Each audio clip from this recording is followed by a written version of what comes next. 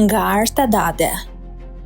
Sot, socialistët e vërtet, ata që u rritën me idealet e drejtësisë shoqërore, nuk gjenden anti-mitingun e thirrur nga lart. Ata janë aty ku ka qenë gjithmonë shpirti i së majtës. Në sheshin ku prej 13 ditësh rinia po proteston për dinjitet. Partia Socialiste nuk ka qenë kurrë partia e kundër protestave të organizuara me administratë dhe presion. Ajo lindi si avangardë e ndryshimit dhe ka ditur të jetë edhe në vitet më pas, në krye të çdo kthese historike të vendit.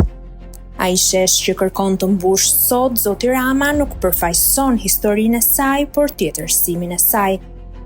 Vendi im sot është aty ku kam qenë gjithmonë dhe e di që sot flas në emër të çdo socialisti që nuk e ka shitur kujtesën.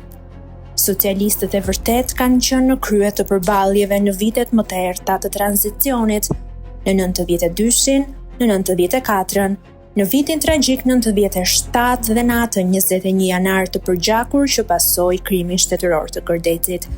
Kemi qenë aty përballë Sali Berishës dhe regjimit të tij. Tragjedia është se ai sistem që luftuam nuk u shkatërrua. Ai u betonua nga ai që sot ka zaptuar kreun e Partisë Socialiste.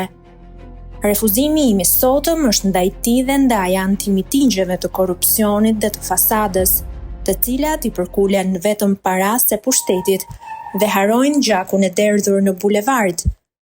Zoti Rama po përpiqet ta shes revoltën e rinisë si një lëvizje destabilizuese, por e vërteta është krejt ndryshe. Mbi të gjitha, kjo protest nuk është kundër së majtës.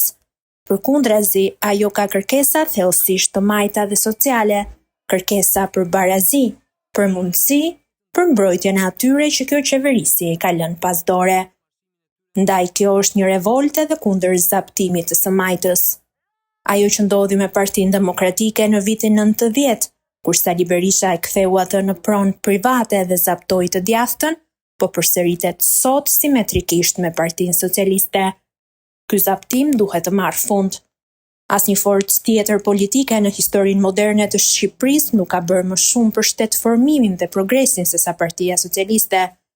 Por së fundmi në trupin e kësaj partie janë rritur tumore të rrezikshme, korrupsioni galopant, klientelizmi dhe së fundmi arroganca e pushtetit absolut. Diferenca historike e PS-s ka qenë aftësia e saj për vetë korrigjim.